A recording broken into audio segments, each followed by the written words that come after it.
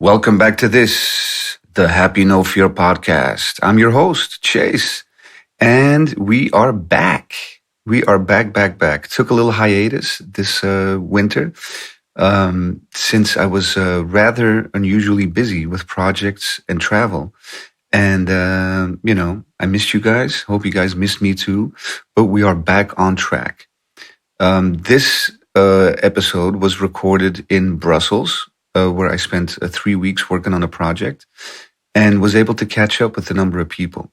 The first of which is a rather good stencil artist. And he's been very prolific, doing site-specific stuff in the street. Very interesting. He's popping heavy, I feel, right now, especially these last couple of years. So without further ado, I give to you Jaune.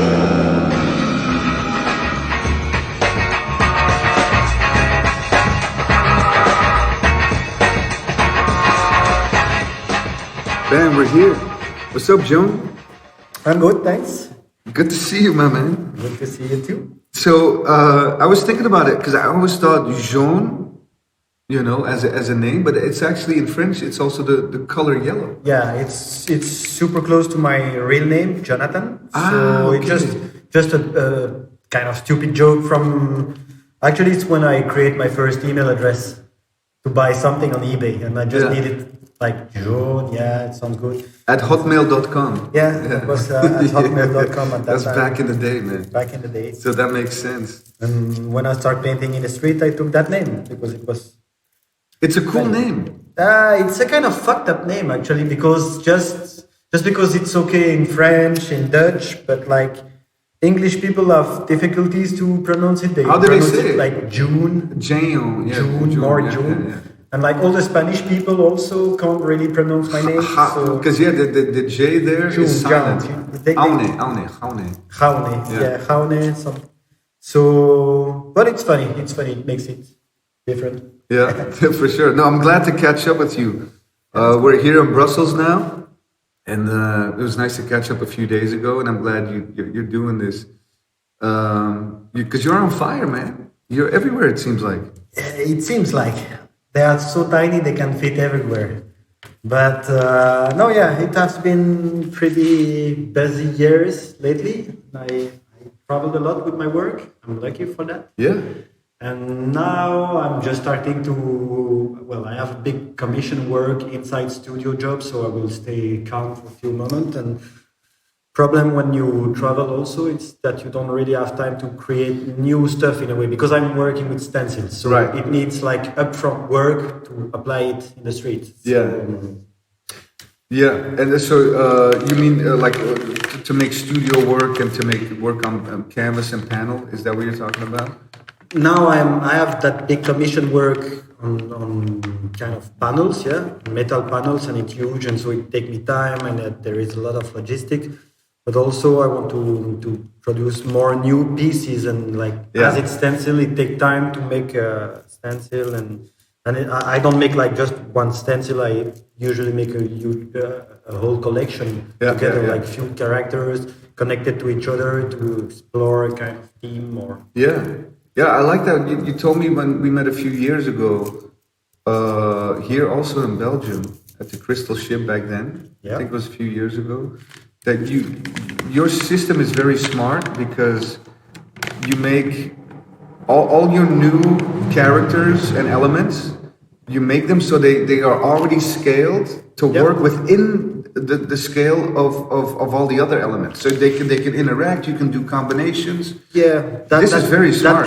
That came quite quickly, because making a stencil is long and boring in a way, and I don't want to make a stencil just to use it once and then after I will make a new one. So it's just like Don Quixote, you are fighting against the wind. It's just and then, but if you make them all connected with the size, it becomes interesting, because the first character you make, you can still connect it with the last one you create and create a new story you didn't invent in the beginning. It's just like if you have one guy, I don't know, punching, he can be punching in someone, punching in the wall, punching in a lot of different punching stuff. a trash bag or anything. It's all at the same You can size. put like, for example, you can put one guy in the front with a trash bag in the hand, and if they were training at box, or he can just like punch someone or just this is super smart, and it reminds me of the game Sims.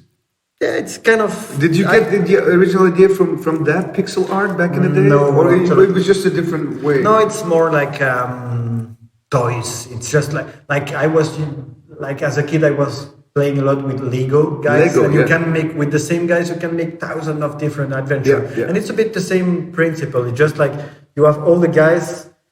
They are fitting in the same collection, and so you can just make stories all the time different. Modular, they call it. Yeah. Yeah, so it's modular exactly the same point, and then after you bring in the equation, you bring the fact that you are painting on a wall in the street. So you have maybe a crack, you have maybe a hole, you have a pipe, whatever passing through the stuff, and you can just play with it. And then, okay, I have one guy like hanging or climbing on something. He could climb on that, or just hanging on that stuff, or trying to break it, or you can you can really respond no matter where you are, even though you haven't seen the location. You'll have enough with you to play with the prompts with totally. the cues that the street gives you. This is nice. I think that's my difference. That's one of the big difference I have in my work with main part of the painters, which make large scale murals. It's that it's always stressing, like when we go on festivals, when we are invited for like 1 week and we have to paint something. Those people usually have like a huge front wall, and they have to achieve it in 1 week, and they are stressed by the time and the climate and stuff. And I'm just walking around and exactly. If I know I can paint easily on electric boxes or a few houses where they give me permission because I don't want to fuck up someone's house that doesn't want my work on it. So it's just like they just tell me like, here they are kind of graffiti friendly. You can just walk the street, talk to people and see, or we have an agreement with the local electric company, so you can paint on any device you want. So I'm just like walking and like, okay, and now it's this makes it fun and also like kind of a little bit stress free. I have all the work is done before. I'm cutting the character, imagining new scene, new elements, new stuff, and like I have a lot of work in my studio preparing all the thing, and then once I'm there, it's just like, how can I use them? How can I implement? Because usually I create a character because I want to create a new scene. Like I have that guy with an axe, and he was just like chopping a electric pole, and that was the first idea I had. But then after I will make it chop whatever he found, and sometimes it's funny because sometimes it's electric cable, sometimes it's a plant, so I can really tell different stories with the same guys, and that's that's nice. So when let's say you get invited to a festival or something, and you're probably like me, where you have your suitcase with like 2 underwears, 2 shirts, 1 pair of pants, and then the rest is all materials and stencils and stuff. That was the case when I was in Miami. First time I went to US, that was crazy because I was invited there to paint for the Juxtapose Clubhouse. So it was just like, what the fuck? I have to make something really huge. And so I took like all my stencil with me, which is, I was allowed to get like 2 suitcases of 21 kilos. So I had 42 kilos only of stencil, and then my hand luggage with the hand luggage, the computer, and as you said, 2 underwear. Look at me right now. That's me right now. That's all the stencils are downstairs. Always the same, but that's the. And then they look at you funny at let's say you get the carry-on and it's still full of stencil, right? Yeah. And then you open it up. No, carry-on. I never have them. You don't put. No, it's always all the stuff I will need, like clothes and computers. Oh yeah, I feel the other way. And I feel like the stencils are more important. If I can put them in the carry-on. Yeah, but it's like if I put them in the their main part of them are too big for one. The first point is they are too big. Right. And it's too heavy. I can't I tell you I have more than 50 kilos, and each time I have to make a selection. So I take the risk of losing them each time I take the plane, and I'm always scary. But luckily for now, I never lose. So when they ask you when you book the ticket, you want to pay 18 euros for the. When they lose the luggage, you get 1,000 euros back. You say yes. Luckily, well, it's never me who booked the ticket, so. Right. Yeah, exactly. But they better do that. But so, because I cut my stencils, they're laser cut. I mean, most of it is freehand, but I do use a lot of stencils for detail and stuff. And so I like to cut it through MDF. It's like particle board.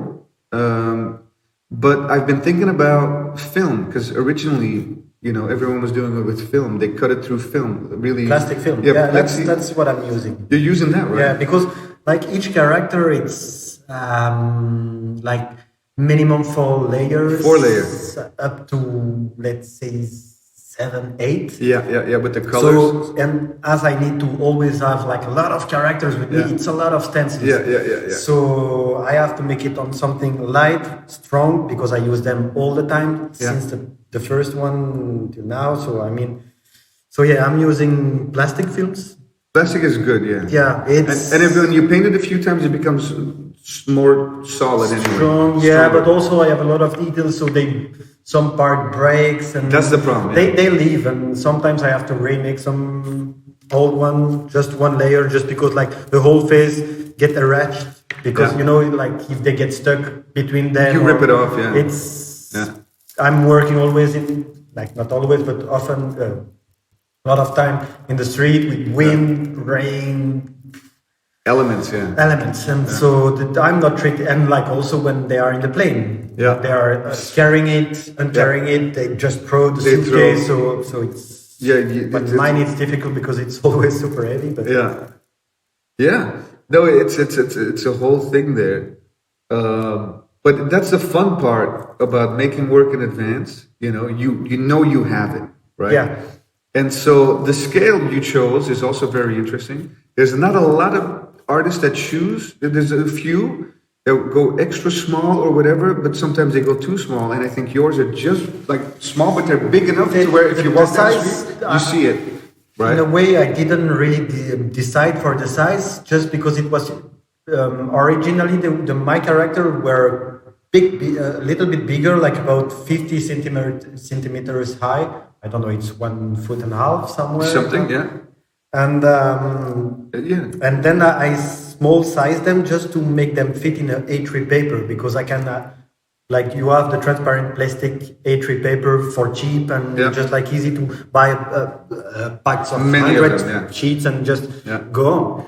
So it's. And then after also now I'm making also all the background, so the windows, the doors, the same scale. I saw you were getting into that. Now the big engine truck machines and crane and stuff, and so everything's still remain in a kind of acceptable size, but I can combine them all together to make like right now I'm making 100 square meters piece, so it's like 25 meters long and 4 meters high. That's and huge. I can fill it with a lot of different stencils, small elements, and so.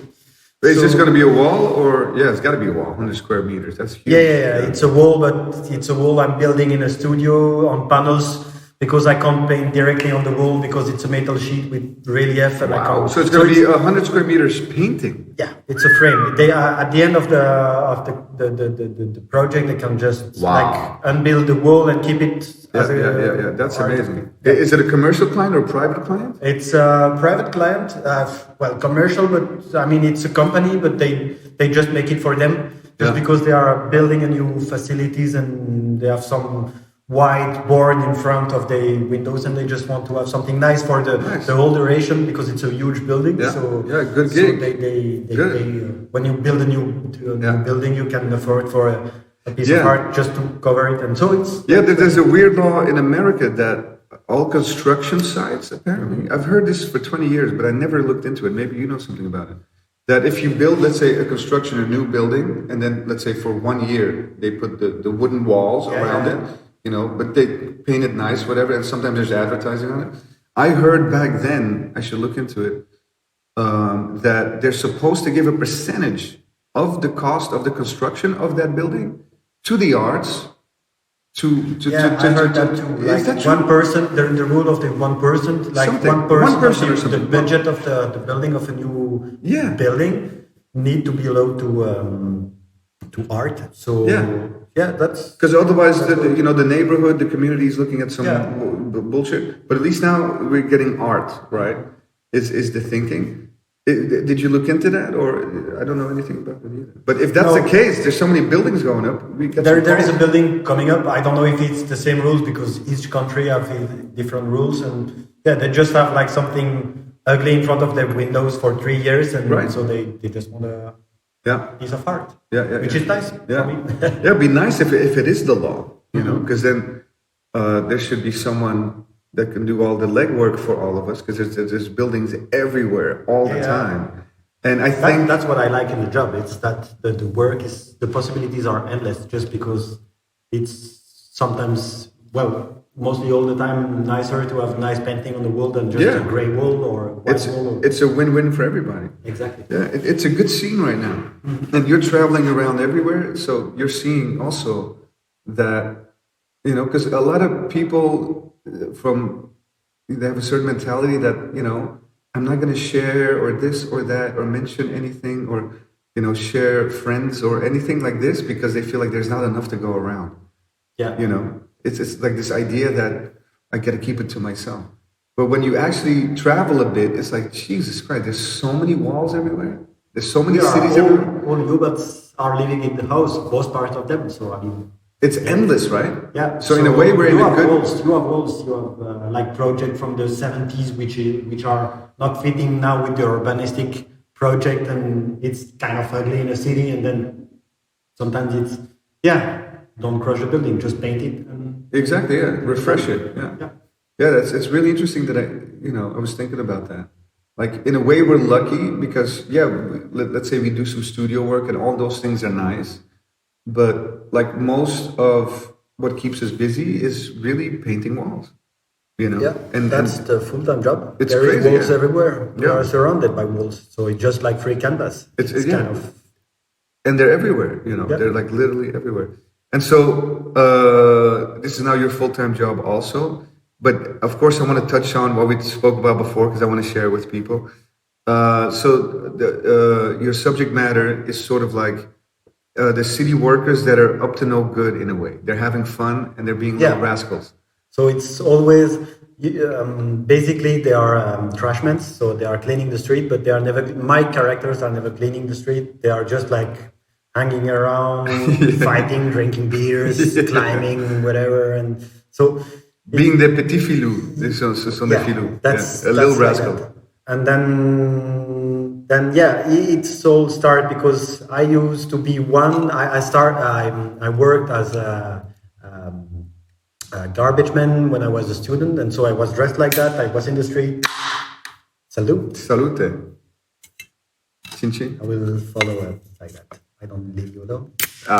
And by the way, if there's an echo, and I think Sean's gonna be on the sound design on this. We're in Brussels right now at La Madeleine, sitting on a staircase, having a jubilaire. For those that care about those details, that's nice. That is nice. We are having a good time. Yes. and so you were working as a trashman, as a student. When I was studying graphic design, I was working as a trashman during the summer, and I did it for 3 years.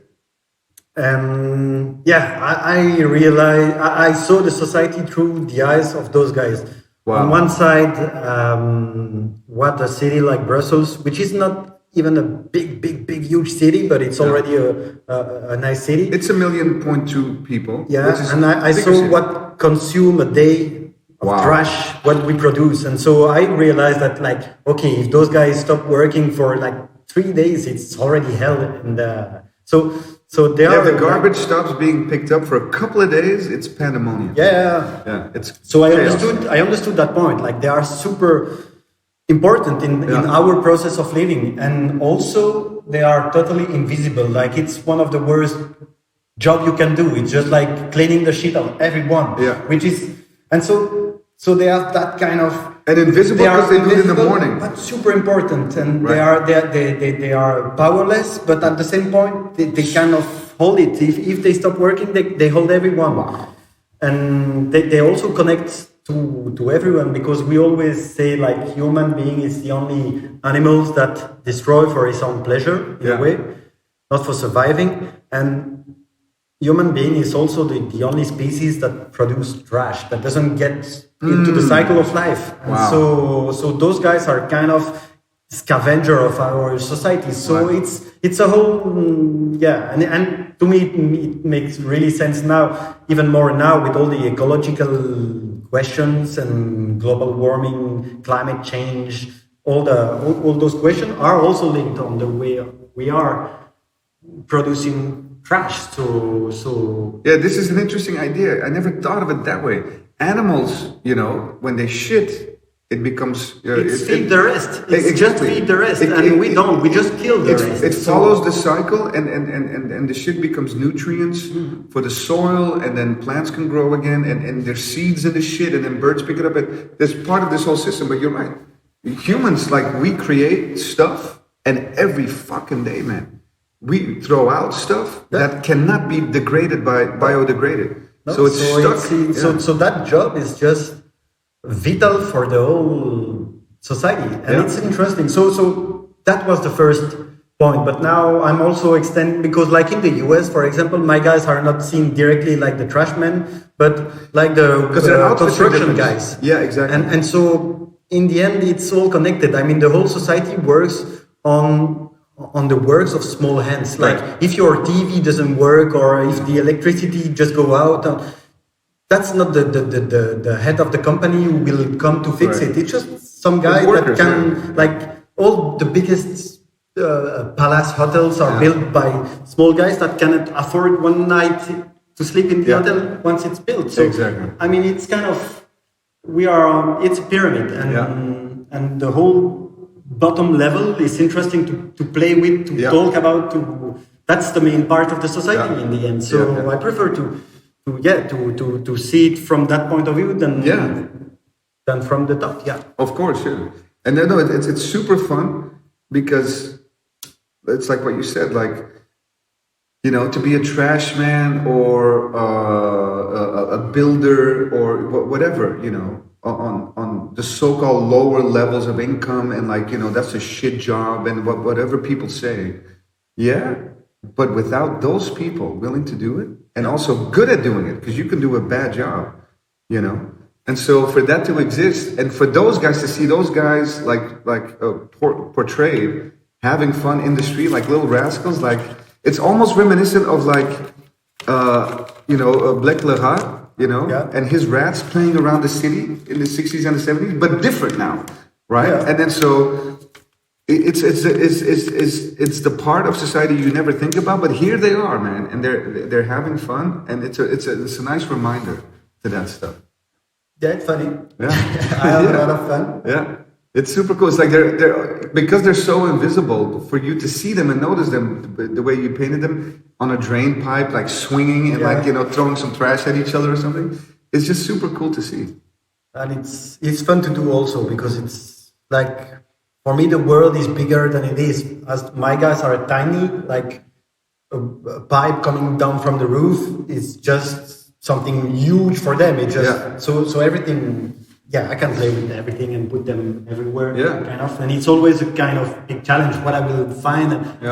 I don't feel I'm totally master of what I'm painting. I'm depending on what I will find and what I've got in my suitcase, and matching good moment, good place. Yeah. There needs to be some serendipity. There's got to be that crack or that opening, or there's like some water damage, or you can play with that, right? Yeah. So you never know until you go. That's being responsive. That's where a lot of the art comes from, I guess. Just seeing, this, I know what I have. I can place it with that, and that becomes a full story. It's really how can I say it? On the moment, there is a word for it, but I'm a bit lost with my English, so I don't find the word now. But it's like an improvisation. It's just like on the moment, and it makes it really, for me, it makes it really free, and I just wait and it happens. Yeah. That's super cool. Yeah. And it's cool, man. Like I've seen you traveling around now, everywhere. It's super cool, and I love that people get it because the outfit, the European trash man outfit with the yellow, and it's not all about the US, but you've been to the US now a bunch of times. That outfit there is the city worker outfit. Yeah, not the trash. I can just like apply it with the colors. Usually, when I'm on the spot, I'm trying to because I can just change the color of my guys. So I just try to spot the color of the cleaning service and just painting them. And so it's funny to try to adapt it. And that's also a bit the game. It's not to because it was born in Brussels. It's filled up with humor and it's always funny situation. And it's something I was seeing it like really from Brussels because I know how it is Brussels and we have a lot of humor, and I don't know if painting those guys everywhere get the same meaning or maybe lose its meaning, or I didn't know it, so it was a big challenge to see if it can get echo where I'm painting them. Yeah, but it's connected left and right everywhere. Each time you have like fluor on the planet, so like everyone know that maybe they are from the construction or a highway or policemen. So yeah, it's super fun. And now you're dating an artist. Yeah, also. That's also interesting. Yeah, that's interesting. She's from Bogota. Her name is Perversa. Shouts to Perversa. And she's quite good too.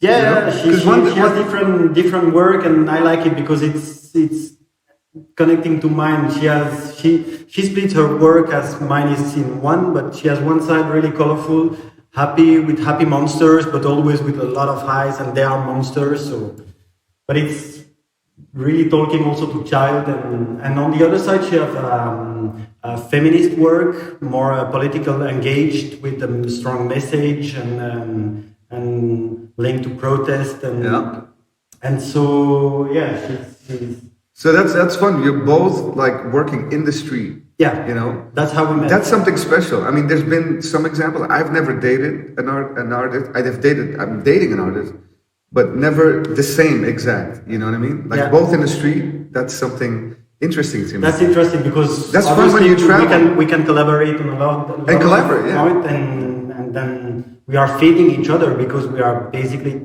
talking the same language. Right. So yeah. And also when you travel, it's not like you want to leave some marks behind. Yeah. And it doesn't have to be 7 days at the swimming pool. You go into the city, you get down, you find your paint, you collaborate. We still have it in mind when we are traveling together. It's like it could be fun to like she's from Colombia. She didn't travel to Europe before, and now she's visiting Europe. So everywhere she goes, obviously she wants to let some some marks, and that's interesting. It makes it really interesting. That's fun. That's always interesting because then your whatever obsession you have is doubled because then she has a similar obsession. Totally. And then things can go fucking bananas. Working as a team. That's great. For sure. It's perfect. Do you think the character should always stay small, or mine? Yes. Are you interested in maybe blowing them up? Or is it weird when the you interesting do point I have it's also easy to collaborate with artists. Like I can always make fitting one guy somewhere hiding, and so we can plan to make my guys interact with huge figures.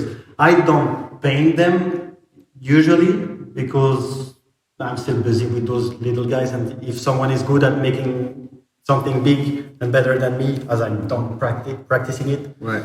So my guys will stay small, but still always build something together, and it can be huge, but it's just like a construction of a lot of small elements. It's good that they're small in a way. Right? Because if all of a sudden they're like the size of a building, then maybe there's something. The intimacy is lost. It brings a good balance with the huge murals first. It's an extra detail. And also for me, you get a kind of attachment with that because it's basically they have the size of a doll, Barbie doll or Action Man. It's kind of the same size. So every person on Earth was playing as a kid with some stuff from that side. it enter in a shoebox. I mean, Right. it brings you to that, and then like a window become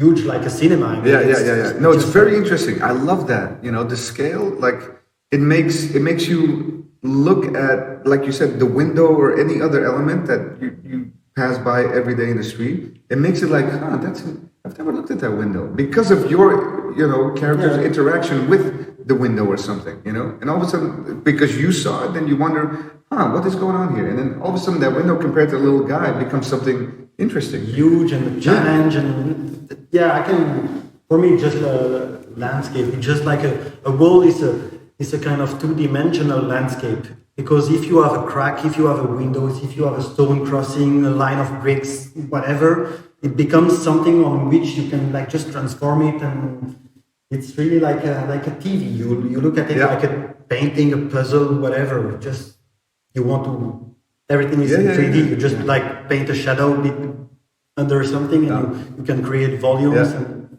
the little the wall is a white page. It's just right. It's already it's even not a white page. It's already a landscape for me. Really. Right. There's a lot going on everywhere, it's, and I like that too. There's something fantastical about it, because we don't pay attention to those things anymore because we've seen them a million times, So when you direct that attention, there's something.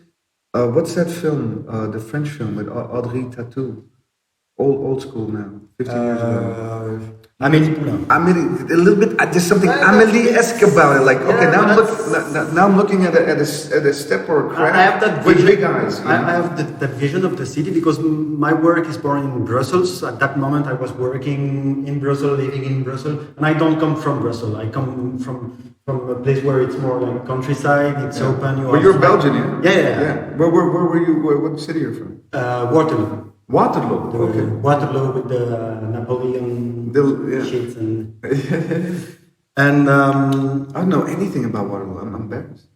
Oh, it's where is tiny. it even? It's like 15 kilometers south Brussels, and it's just like towards the Ardennes, or towards the east, maybe. What? Is it towards Germany or towards the Ardennes? It's right south, but it's like 15 kilometers from Brussels, so it's just outside, but you already have fields and it's you have a perspective, and in a city it's just like kind of corridors, It's just like long corridors with walls, and you have just the sky. So I mean, you don't have a landscape.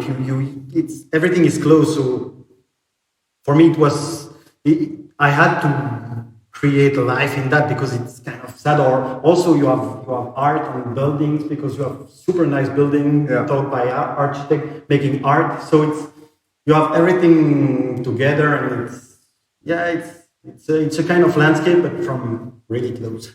From super up close. Yeah. So I can imagine a lot of character in them and give me space. A wall is like I see perspective in the wall when it's flat. Yeah, super cool, man. Yeah. It's Belgium is a special place.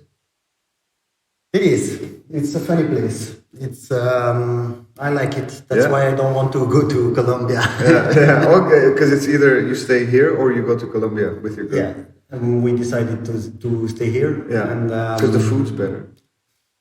I don't know. They have good fruit. They have patacon, which is really good.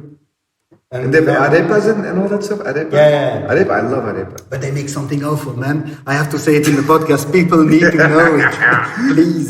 They are making warm chocolate with a kind of cheese which is like young Gouda. What? Mixed with chocolate? Yeah, they just drop cubes of cheese in the warm chocolate. It's a sacrilege. It's they got the idea because I'm a big Gouda fan. I don't know why they had the idea. But together, that was a mistake, man. And so that's like their big hit right now. That's the big. No, I think it's something they just make out there, and nobody else. It's where I hope nobody else will make it. I also want to say it on this podcast, like all due respect to France and Italy for all the reputation in food, but Belgium. When we talk about patisserie, charcuterie, when we talk about good food, I mean, we're so small. We have to represent. Yeah, but after I'm not You don't feel the same way? Maybe I've been away too long. I'm feeling there is a lot of good stuff because now I could see a lot of different places, and each time there is some stuff I don't like, but there is a lot of stuff I like, and it's just because it's different, and it's just like with the same ingredient they can make something different. And sure. I don't know if Belgium is better than another. Better is a big word, but like, man, you go to we have good stuff. You go to a gas station here. We have beer. Beer is great, but you know what I mean. You go to a gas station.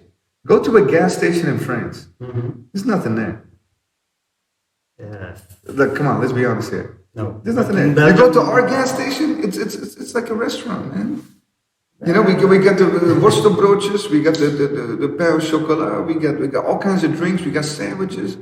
You know, you don't think? I think they have. Maybe I'm looking at it through too much innocent eyes because I come back maybe once or twice a year, so I feel the shock of like, Jesus, this is good for a gas station. The food here is incredible, even at a gas station. Yeah, it depends on the gas. I don't really know the. You don't I never thought about. Okay, Ecuador. All due respect, I already know what it's like at a gas station there. You're not gonna get nothing there. What are you gonna get? There's definitely no sparkling iced tea. Yeah, they got Côte d'Or no, they don't have Côte d'Or. No, yeah, we have good chocolate, we have good beer, good bread. That make it, yeah, good bread. Oof, charcuterie, filet de saxe. It's hard to get in other countries. I was just in New York before this, and we ended up. I went to the Met, and after the Met, we all went to like a little Italian place. You know, a little for a little drink, whatever. After, and you know what they had, and my girl's dad said, "Okay, these are the best sandwiches in New York." And I'm looking at soft, you know, the little butter sandwiches. Yeah. They're like butter sandwiches. Yeah. You know, the little buns, the little glaze on top. Yeah. And they usually only for Sunday, right? So it was one of those with one slice of prosciutto, you know, inside, a little bit of butter, because they know what time it is. That's making $18. Boom. 2 days later, I land in Brussels, I rent a car, I get gas, I buy the same thing for €2. But in a gas station. Yeah. And this was like, well, we really have to try the sandwich. This is the best, you know, like this is a nice, it's not the best ever, but it's a nice little bite now with the cocktail, right? $18. I'm like, I know this. My dad used to buy this stuff on Sunday. The little masa sandwiches. Yeah. But over there, by the way, I've never seen those sandwiches in the US ever. But in New York, they had it, you know, influence from Europe. €18 for you. Good price. And I'm like, I'm not even going to take a bite, man. You have it. You know what I mean? No way. So, you know, I think we do have it going on here in Belgium. Yeah, we have. It's a small country, and we are in the middle of different culture, and so everything travel. Also, like Brussels, it's Europe capital, so you have a lot of culture in there, and a lot of it's a nice place. Yeah. Just awful weather, but if you like rain, this is the place. Yeah, I know. This and London, same meridian, yeah. We take what London cannot take it anymore. Yeah. It's like when it really rains in London, it's definitely going to rain over here, yeah. Which is cool. But it's you know, every country has its pros and minuses, yeah, for sure. And, you know, Belgium is doing really well, I think. But it's nice to leave, isn't it? Yeah, it's nice to leave, nice to come back. Yeah, we still don't have a government, and it's again. How long now this time? We voted in early June, and we are in January, and we still don't have a government. So we are doing well. But so this happened every time I'm here. It seems like there's no government. Yeah, it's kind of that's why I like Belgium. It's because that country doesn't have any sense. It just it shouldn't work, but it works. Then fine, deal with it. But isn't it weird that because the people do vote, it's still a social democracy, right? So people voted. So where's the government? I voted for. We have like 3 regions. We have 3 official language, 3 state of mind, way of thinking. And then we try to coordinate everything together, and it doesn't happen. It's just impossible. So it's funny. It's make it ridiculous. Yeah. But it works. Yeah. And in the end, government, no government, life goes on. We got to keep painting. Exactly. This is the way. So what's coming up next for you, man? So I'm working on that huge canvas, 100 square meters. And that's a huge project. I'm making a lot of new stencil for it because I'm making like the heavy machines, like the cranes and all the construction buildings. So new set of guys. Do you shoot those elements yourself, or do you Google pictures and then it's all based on picture, and I cut my stencil directly on those pictures. Yeah, and you also put yourself in a lot, and friends become the characters. All the characters are people I take. I shoot them up, and then I tell them like take that position, and then I shoot and create my stencil out of it. So that they are all my friends, my family. Did you put your mom in a stencil yet? I have my dad. My mom, I have a stencil of her, but like she's wearing some cooking suits, like. So it was just like more for a joke. So I need to make her, and also my brothers. I still don't have them. I have one of my brothers, but not all. That's so special. I still have a lot of work to do. Yeah. That's so special when you can. Hey, Papa, come with me. I got to show you something. And then he's in the street doing some rascal thing, hanging from a handrail or something. Yeah, that's a. He knows his character, so each time he sees it, he's happy when I'm making it, wherever, all around the world. Yeah. That's super cool. Yes, you're working on that, and festivals probably this summer and stuff. Yeah. For the moment, I don't have any plans, just because I'm making that big commission work, and then I will build a new studio, and I just changed place, and so a lot of new things, like you mentioned before, with my girlfriend also. So it's a big deal to move from a continent with the kids. So So I'm taking it cool for the moment, and I have some plans.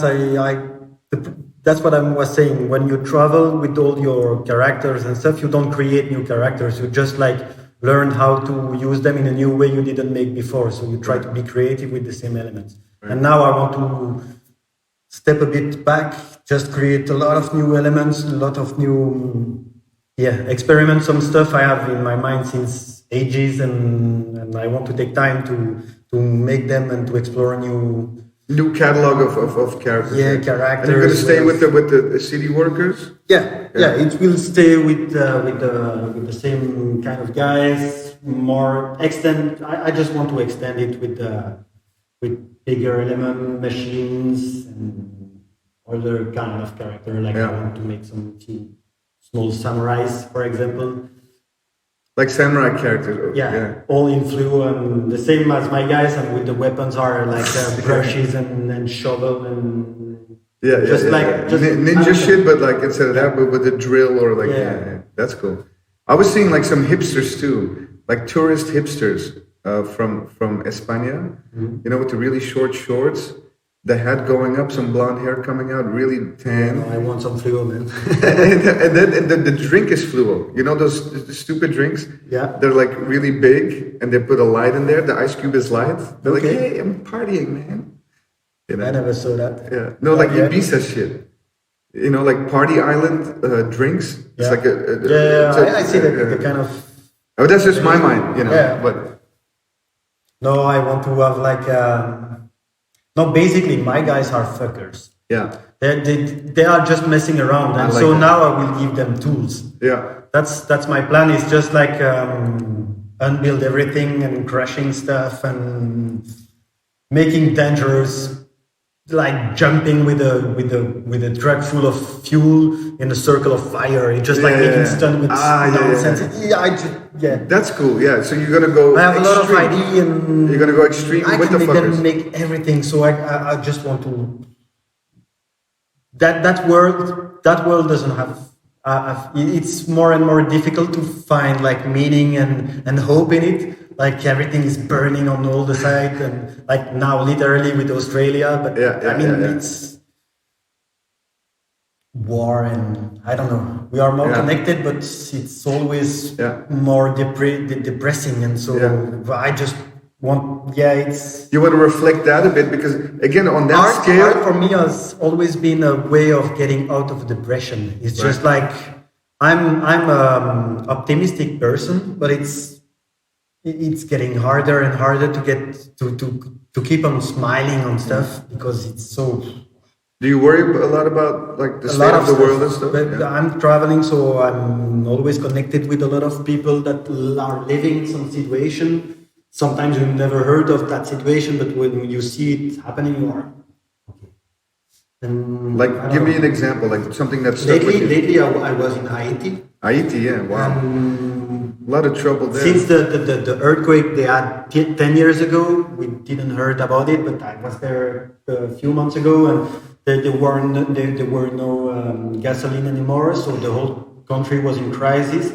When you stop the gasoline, one of the first stuff you don't keep on maintaining, it's the trash cleaning. So the whole city was, I was connected to that. I was seeing like the whole country filled with trash, with people trying to get some few liters of gasoline at the gas station, and with protests and barricades on fire, and that was thought, and we don't hear a lot about it. And now that I'm with my girlfriend from Colombia, I'm more connected with all happening in South America. Chile, Colombia as well is a country on fire since ages. It's burning everywhere, and yeah, that's why I need to make some funny stuff, but with a kind of sarcastic point. It's always they are always messing around and making some kind of dangerous stuff, jumping in the from super high, or they put themselves in danger. It's just. See, I think about that a lot too. You know, as artists, we're sensitive, we're all that. And then, do we put what we're concerned about into the work, or do we make a moment where people, if they see our stuff in the street, to make them a little bit more happier, a little bit more optimistic through color, through subject matter, through little situations, Because in the end, these are big problems everywhere, And I don't know, like it all helps, but in the end, like, how much can, do we just keep all the stuff that we've learned from our travels and everything that we've seen and all the time we had to research stuff, Because a lot of people, they just go to work, they go to family, they go to sleep, they wake up, They don't really have time to really look in depth at things. Do we just keep that to ourselves and somehow still be optimistic about it? Or because we know all that stuff and we've seen all that stuff, do we have a responsibility to address it in a way that moves people to really help? And I think it's the first one. I think we're supposed to make happy stuff, not to distract, or maybe a little bit of both. Something we have to do. I think every artist is a different personality, making his work for his own reasons. Some just to put joy, some just because they need to paint something. Some are just good at making something, so they make it. There is a lot of different. There's no real. I don't think we have a role of. But and I've asked other guests this as well. Like, there's artists, small a, okay, but there's artists, big A. Like wow, and. Just to think, I'm just also talking to myself, but I'm also asking you, like,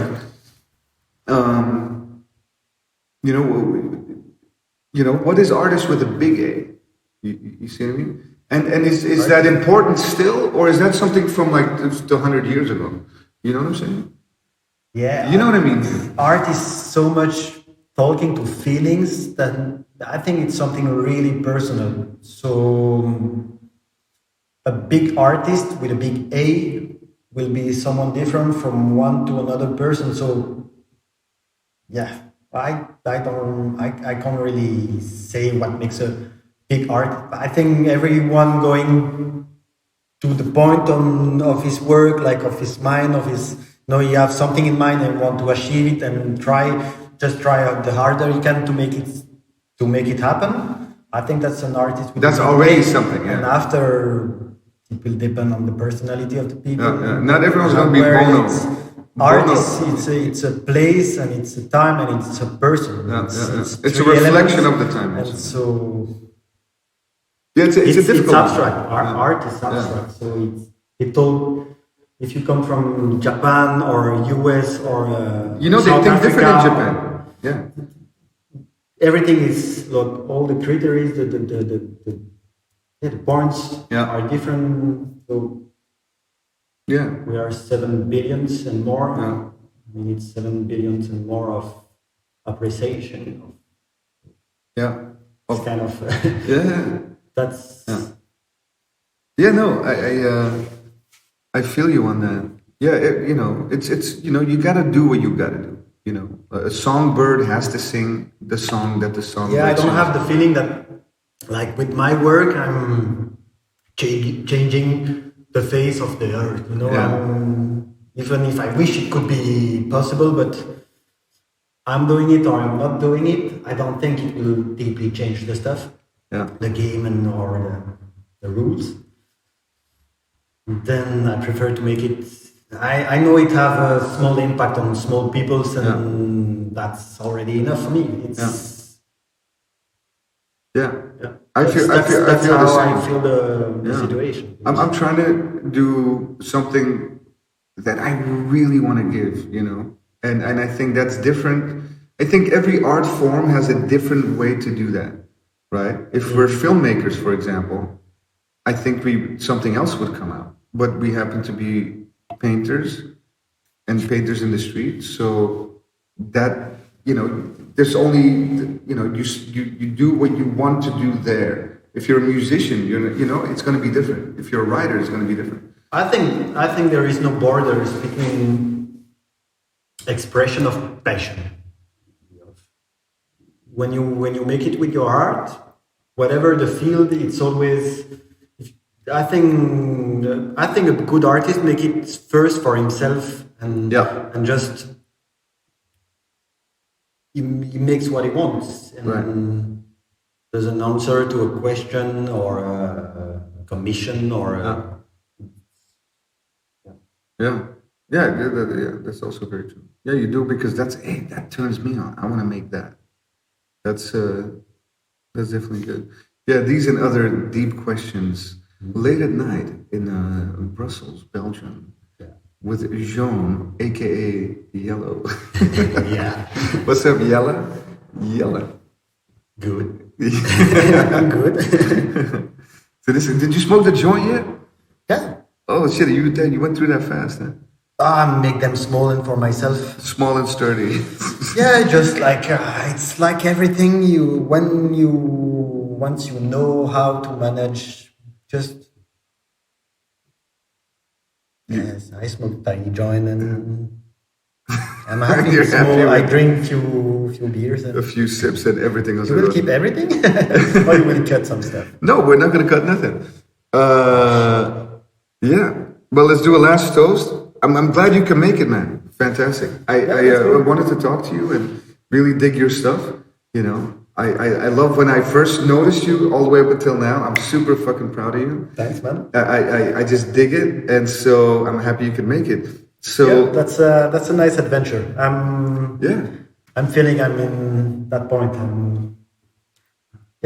I can make what I want, and it won't be good anytime, but no, it's already try good. to make it good. It's already good. Yeah. And I see the obsession in it too, which I love that. I have a lot of idea I want to make since ages, and now I will take the time to make them the proper way. Yeah, and everyone will be watching for your stuff.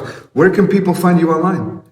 I have a website. I still need to update him, but you already have an ID. And the best is to follow me on Instagram because it's the more live. Right. That's where I'm publishing all the releasing all the work I've done. Great. And so tell people the website, and then we're gonna put the Instagram in the show notes. You guys can see, but you can tell them now as well. The website is theartofchase.com with how you underscore. No, not underscore. The other one, the middle one. Oh, hyphen. Yeah, that's hyphen. Theartofchase.com. Theartofchase.com. Voilà. With those lines between the with the hyphens between the words. Bam. And on Instagram is Jaune Art with the underscore. Boom. Jaune _art. You heard it here first, ladies and gents. That was my man Jaune coming to you live from Brussels. Thanks for coming out, my man. Thanks. Thank you, my man. See you. Ciao.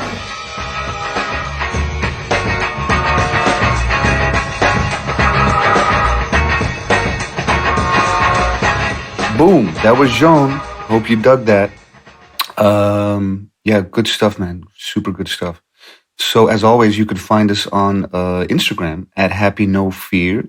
And of course, I'm always at the Art of Chase. And we'll be back very shortly next week with lots of good stuff. So stay tuned. Bye bye.